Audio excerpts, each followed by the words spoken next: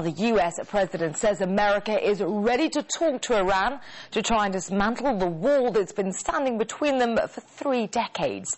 However, what Iran seems to want is words put into practice. RT's Rhetoric takes a closer look at what the new policy will need to keep alive. Ladies and gentlemen, the President of the United States. New rounds of rhetoric or a possibility of real progress. America's new president is seemingly using a softer touch than his predecessor when it comes to Iran. Barack Obama is promising dialogue after years of confrontation. Iran says it would prefer to see action instead of words. The new U.S. administration has announced that it wants to make a change and start a dialogue. It is quite clear that a real change should be fundamental and not tactical. But will real change in approaches to working with Iran come about? So far, statements like this one are all too familiar. Its actions over many years now have been unhelpful when it comes to promoting peace and prosperity both in the region and around the world. That their attacks or their financing of terrorist organizations like Hezbollah and Hamas, the bellicose language that they've used towards Israel, their development of a nuclear weapon.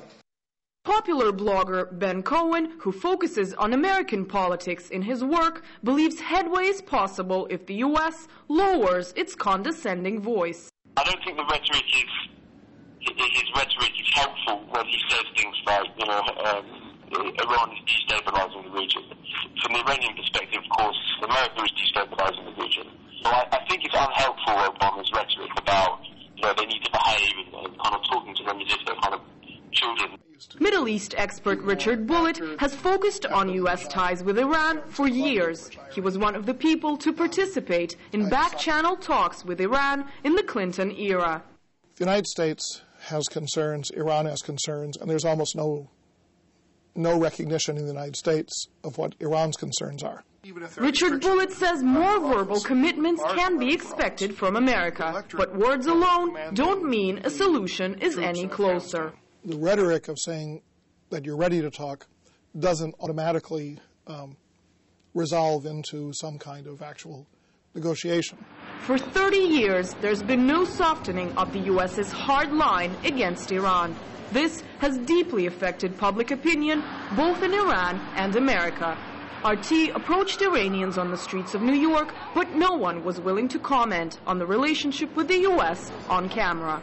Suggesting dialogue to find solution may seem like an olive branch being offered to Iran by the United States. But in reality, if Obama doesn't change American action towards Iran, this could mean more of the same from the U.S., but with a new face. Anastasia Shurkina.